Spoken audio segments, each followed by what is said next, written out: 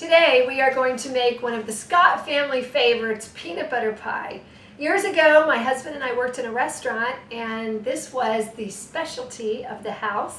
And so now I've brought the recipe to my children, and as you can see, they go nuts over peanut butter pie. Peanut butter pie, peanut butter pie, peanut butter pie, peanut butter pie, peanut butter pie, peanut butter pie, peanut butter pie, peanut butter pie, peanut butter pie, peanut butter pie, peanut butter pie. I have some of my children helping me, and I want them to introduce themselves.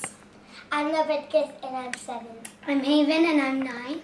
And Haven and Leviticus are going to help me, which they often do in the kitchen. And I do want to say one thing about cooking for a large family. I know that there's people that actually say, how do you cook for your family? They always want to know how you can cook for so many people, but it's really simple. Basically, you just double or triple whatever it is that you're making. So for our family, when we make peanut butter pie, 1 is not enough. I often make 2, and sometimes on big occasions I make 3.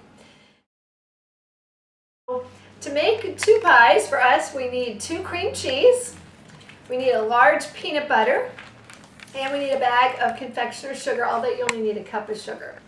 I like to purchase the Oreo cookie crust from the store, and then I get 2 Cool Whip 8-ounce or 12-ounce, and then to top it off, I put mini chips and whipped cream, as we need to open up the cream cheese, and we need to put the cream cheese in there.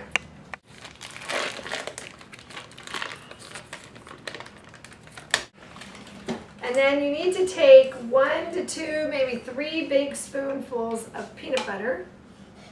Heaping spoonfuls. And I prefer the creamy instead of the peanut butter that's got nuts in it. Oh, maybe a little bit more. We really want it to taste full of peanut butter. Okay, Leviticus. Okay, and then after we have that, the last thing we need to do is put in a cup of confectionery sugar. Okay, now it's time to mix. Thank you, Leviticus. So the next thing that we need to do is we need to mix it with the mixer. You have to be very careful in this phase that you don't mix it to mush. You just want to mix it enough. The peanut butter, the cream cheese, and the confectionery sugar are mixed together. After you've got everything mixed, you need to put the Cool Whip in.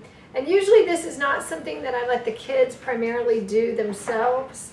This is something I kind of do by myself because you can't whip it in. It's got to be folded in very carefully.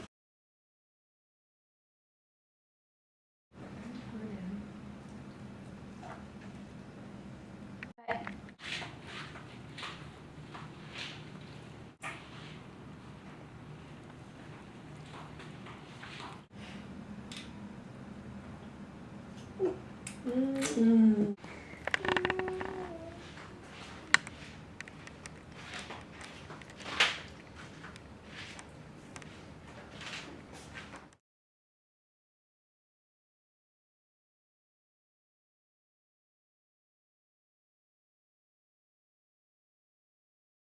The most important thing now that we have to do, this is the secret ingredient that makes it absolutely delicious.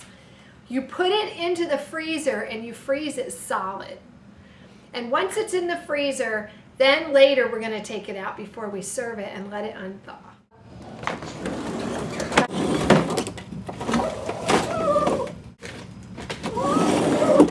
Is it ready? Yes! Now we take out the thawed pie. Okay, now the moment we've all been waiting for. Now I took this out frozen and we've let it sit for a good half hour or so, and now it's a little bit moist. It's unthawed some, and now you don't want to completely let it come down to room temperature. You only want to unthaw it to take the edge off the frozen part. So about 15 minutes to a half hour is the most. So when you cut into it like I'm doing right now, you want it to be stiff. You don't want it to be gooey. Okay, so when you cut into it, you want it to still be firm.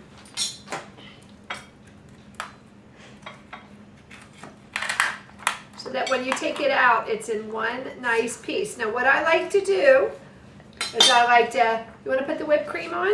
We like to put whipped cream right on top. And then Leviticus, we're going to add a little bit of chocolate chips. And then it is time to eat. You guys want to share this with me? No, I want it all. No, we'll all share it. No. No, Leviticus. Here, honey, you want to have a bite? Fine. There you go. I get my own fork.